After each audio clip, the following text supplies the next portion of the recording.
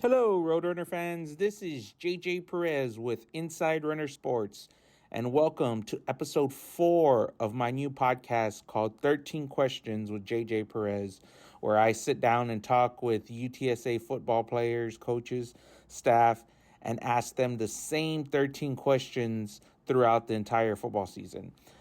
This week, we have broken fall camp and headed into mock game week. The Roadrunners kick off the 2022 season in less than 2 weeks from now. And with school starting this week, UTSA is using this week as an opportunity to mock for next week, which is the official game week versus Houston.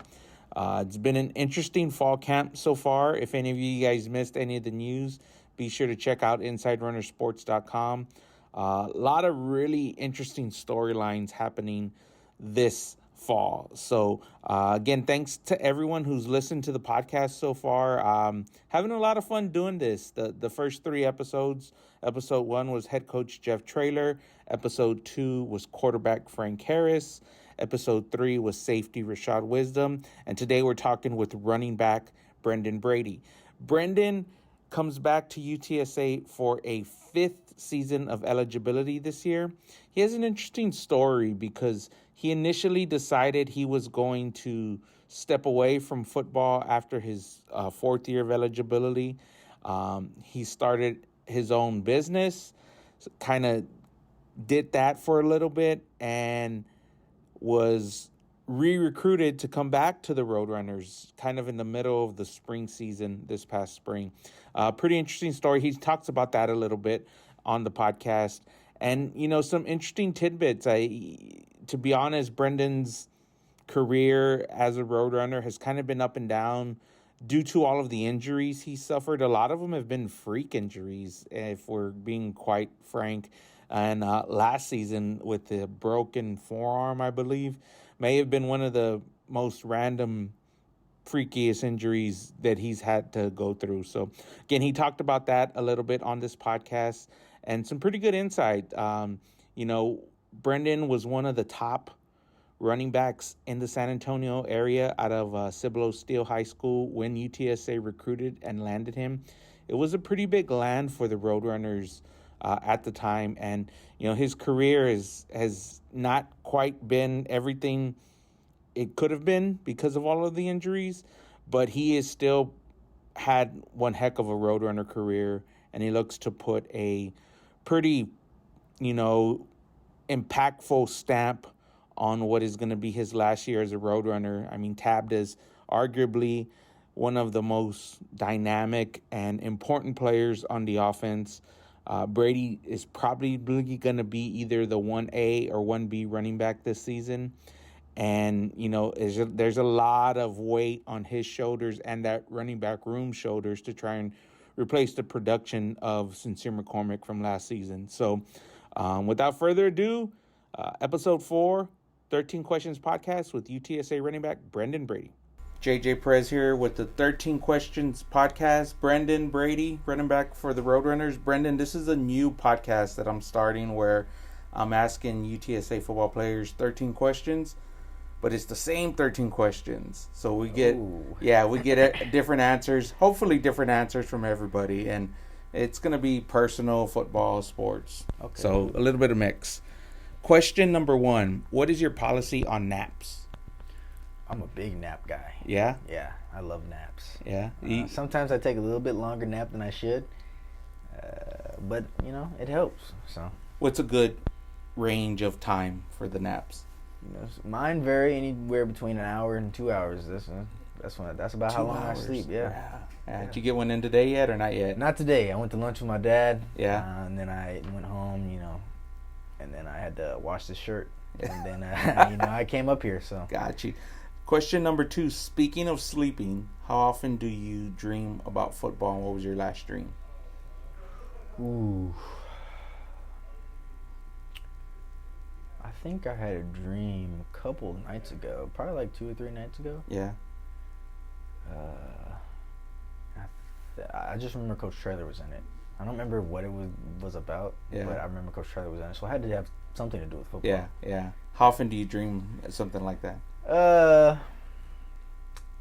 Football, probably not super duper often. Sometimes I'll get a dream about me playing in a game. Sometimes just about people I know in football. But I dream pretty frequently, I would say. Yeah. Probably like every other night I'll have a dream. Wow. Yeah. All right, question number 3. Which current person inside of UTSA football have you known the longest, and how did you meet them?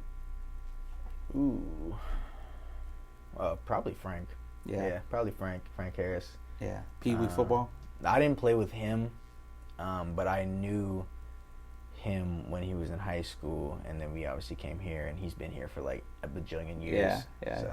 Working on his doctorate, right? Yeah, he's Dr. Harris. Dr. Harris. All right, question number 4. If you could pick one form of social media to use and drop all of the rest, which one would you choose and why? I'll probably keep Twitter, to be honest.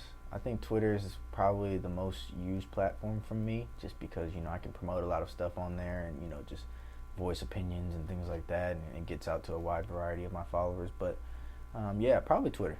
Yeah. A lot of negative stuff on there, and it's surprising. It is. It's hard that's the downfall. That's the downfall of using Twitter, that there's a lot of, just garbage, to be honest with you, that floats around. But if you can block it out, you can use it for good. Yep, definitely. You big rap guy? I wouldn't say big rap guy. What's your genre of music that you prefer? I like the R&Bs. Okay. Yeah, I'm rhythm and blues type. I got you. So thinking of that, give me the 3 greatest, I guess, R&B artists of your generation. Or the question would have been rappers, but you could do a mix of 3 of your favorite or greatest. I'll say Usher. Usher, yeah. I like Usher. Yeah. I like Neo. I liked Neo back then. Who else am I thinking of? Trey Songz was alright. Yeah. I don't really know too many of my time. So yeah, I'll probably say. Yeah, those 3. Yeah. No, that'll work. Question number 6. What is the best way to get out of a conversation with someone who does not stop talking? Oof. Me, I try not to be mean or rude. Right. So obviously you want to come off as, not caring. Yeah. So I'll usually hit them with the all right, it was good talking to you. I'm gonna catch you on the flip or something like that. I'm gonna catch you later or something like that. Yeah. I'm like, all right, yeah. That's really how I try to end it, but not really end it.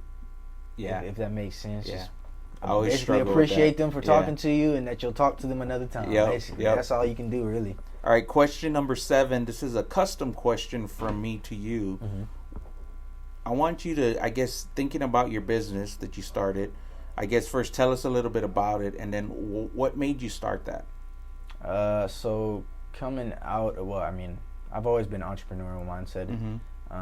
But coming out of college, me and my partners, Miles and Kadari, we wanted to have something that we could call our own. Yeah. Something that we worked and helped grow. And ultimately we leaned toward the pressure washing, fence staining, that type of route, just because it was pretty simple. You don't have a lot of overhead. There's no actual fixed cost really. Yeah.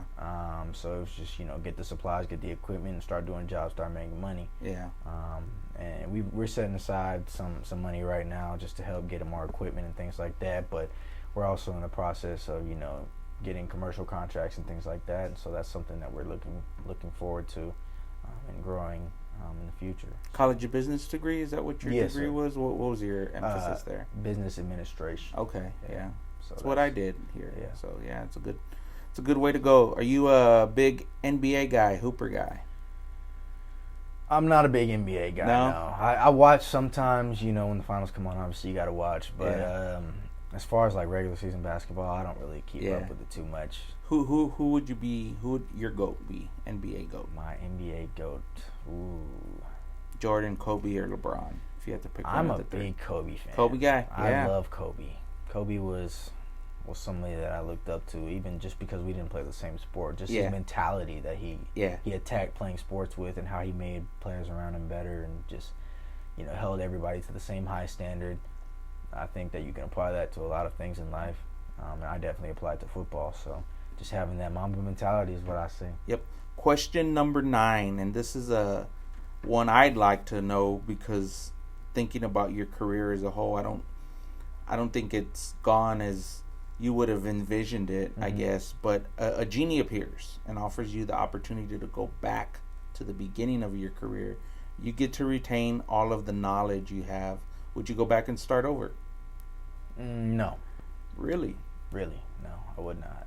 I feel like God has a plan for everybody, and this was my plan, and it's opened up my eyes a lot. It's helped me to figure out my purpose in life, and that's to help, love, and serve others. And I didn't even really figure that purpose out until probably when I stopped playing football, which is why one of the main reasons I came back, because I had always said I did my time, I did this, I'm good with this. Like, it wasn't even really about me. Like, a lot of people, when they're done with their career, it's really over. And I had another opportunity, and I couldn't pass it up because I knew I would regret it. So I wanted to come back and help the younger guys come along so that this program can sustain for years to come. So that was what I was charged to do. That's interesting. That's a great answer there. Question number 10. I want you to think of celebrities. It could be in sports, movies, whatever. Jeff Traylor, your position coach, and Ryan Philo are out for one game. You get to decide who replaces them for that week. But it has to be a celebrity. Okay. So head coach, running back coach, and strength and conditioning coach. So I'm going off the bat, and I'm going Denzel Washington. Okay, head coach. Absolutely. We saw how he did in. We are the Titans. Remember the Titans. Yeah. So he was a good coach. Got him to win. Yep. He saw the bigger picture, saw the vision. I like that. Running back coach. Whew.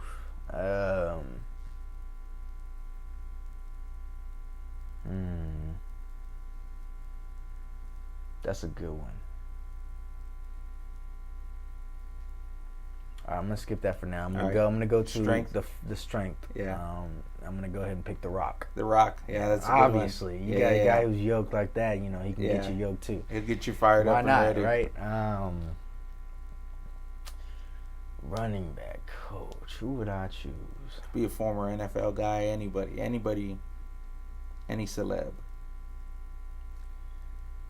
I would like to be coached by Adrian Peterson. Okay. Yeah. That's a good in his one. prime, he was one of the best in NFL history, and I know he got a lot of knowledge of the game. He leads the younger guys now on the teams that he's on. So just to hear his experiences and hear how he could help us, and all the knowledge he has, I think we would benefit a lot from it. Question number 11 of 13. What is the last new habit or lifestyle change that you have made that you are proud of? I would say giving my life to Christ, to be honest with you. That was a big part of my growing up, and that was a big part of, just finding that purpose that I was explaining earlier, that, just to love others, how Jesus loved everybody. That's how I see life now. It's a bigger picture. It's more than myself than just it's more in this life than just yourself, to be honest. And when you're in yourself and you feel selfish at times, like, that's when you're feeling the worst about yourself, to be honest. So I feel like the more you can help other people and the more you love other people, it's just the better off you'll be as a person. When did that happen for you? It was definitely after this last season. I was kind of, as they would call it, lukewarm. That's what I would say that I was in the beginning. But after all my injuries, and especially my forearm, kind of put things into perspective, like, well, dang, I can't really help the team at all if I'm not playing. And that's how I felt at the time. And so I did some diving and started growing my relationship closer to God, and I basically just handed it all over to him, because I was like, I can't do it on my own right now. I'm not helping anybody. Show me how to help people, how to live my purpose in this life. And that's how he revealed to me to be a better teammate, to love others, and to help people off the field and on the field, even while I'm not on the field. So that was definitely the biggest moment of my life, and I'm really proud of that, to be honest. Question number 12 of 13. When you think about UTSA football 5 years from now, what are you most optimistic about, and what worries you the most? Optimistic is just obviously the success we can have. I think that, we could we could grow this thing into a powerhouse. Honestly, we could be one of the UCFs and the Cincinnatis that are growing so fast, and I think we're on the right track there now. But in the future, I could see us definitely moving to Power 5 eventually, and having some success there. And what was the other part you said? What worries you the most about the next 5 years?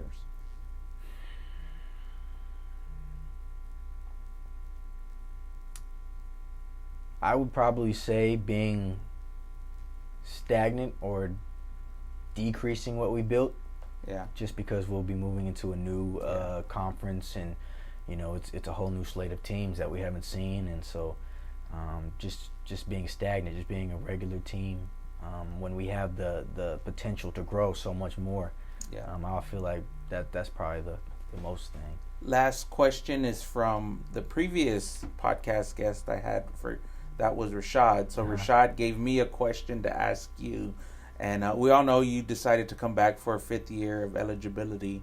He wanted to know the exact moment when you made that decision. Yeah. He said they were leaning on you a little bit. Yeah. So I tell this story a lot, that Coach Trailer went into my high school to recruit up there, and my mom obviously works up there, and so they got to talking, and my mom, Coach Trailer, and my high school coaches were all saying, like, yeah, we want him to go back, this and that. And it's actually funny that Coach Trailer said he wasn't going to give up on trying to get me back. And that same day, I had met my mom for lunch. We went to a little Mexican restaurant. We just had lunch, and she told me that Coach Trailer came by and was saying all this stuff, and that he was probably going to give me a call. And so at that moment, the wheels were turning, obviously. So that from that day, the wheels were turning, and then Coach Trailer called me and said exactly what my mom said he was going to say. And I told him that, hey, I've been away, and I've had some time to reflect and think, and finding the purpose, that aspect, going back to it. I was like, I can't pass this up again. I can't turn you down twice, Coach. I can't do that. So I told him I'd come back and help any way I could and help the young guys, and that's what I'm here to do. All right, Brenden, I appreciate it. Brenden Brady, 13 Questions Podcast. Thanks, Brenden. Well, there you have it. Running back Brenden Brady on the 13 Questions Podcast. Some pretty insightful commentary from Brenden there. I was honestly surprised when I asked him about, being able to go back to the beginning of his career, because you get, I mean, if it were me and if I were in that kind of position, I would probably take a do-over, knowing what I know now, that,